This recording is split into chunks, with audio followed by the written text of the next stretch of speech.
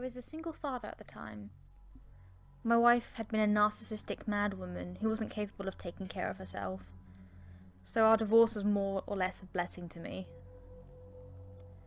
When we had separated, I was granted custody of our young son, who was my entire life. During our marriage, my wife had complained that I spent too much time doting on him rather than her, who apparently thought she deserved acknowledgement. Having that witch out of my house and away from my boy had so many advantages about it, but it also had some drawbacks. I was working all the time, so often I would hire a babysitter or call my parents and see if they could watch my son. I usually tried to get my parents to do it, but every now and then I had to settle with Marcy, the only babysitter who was ever available on short notice. I never particularly liked Marcy, as she was always a bit on the irresponsible side. She would often spend most of the time babysitting on her phone rather than paying attention to my child, and every time she saw my car pull into the driveway, she grabbed the things and left the back door. She was a pain, but she was all that was available. One night I stepped into my home and I called her name, but there was no answer. I assumed she must have left through the back door again, so I paid no attention to her lack of answer. I walked into the living room and saw that at the top of the stairs was my son, still in his pyjamas. "Hey sport," I called to him, before noticing the look on his face. "What's wrong, son?" "I had a nightmare, Daddy," he told me, before running down the stairs to hug me. "It was so scary." "What happened in it?" I asked. He hugged me tighter. "I was walking down the hall when I heard the sound of Marcy humming downstairs. I hid in the dark of the top of the stairs where she couldn't see me, and I spied on her doing her homework in the kitchen.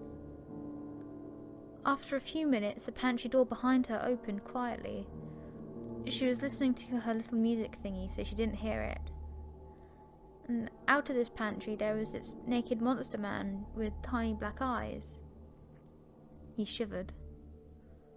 "Go on, son," I cajoled.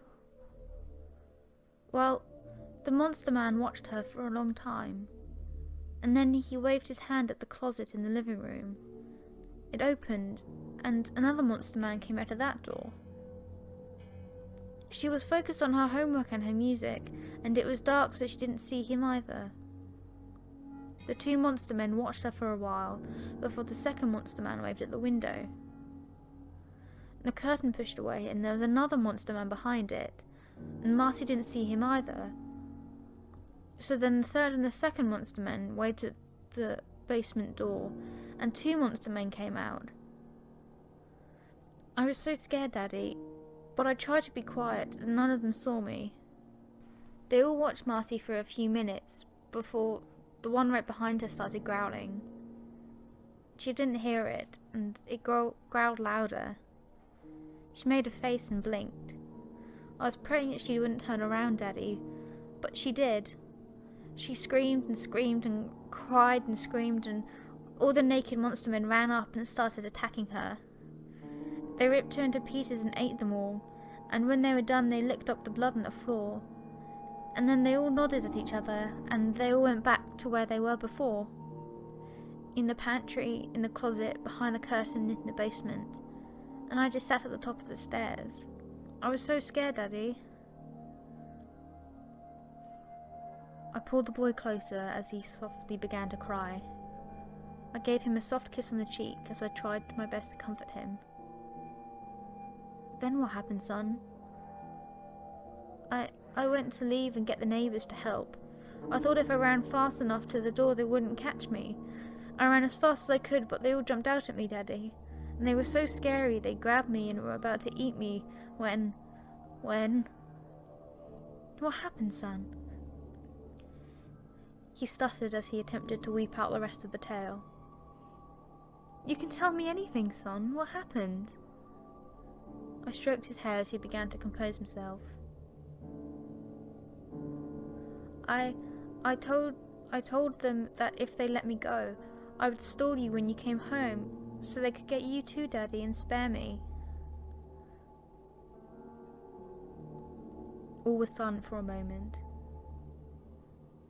and in that moment, I could hear a series of doors opening all around the house.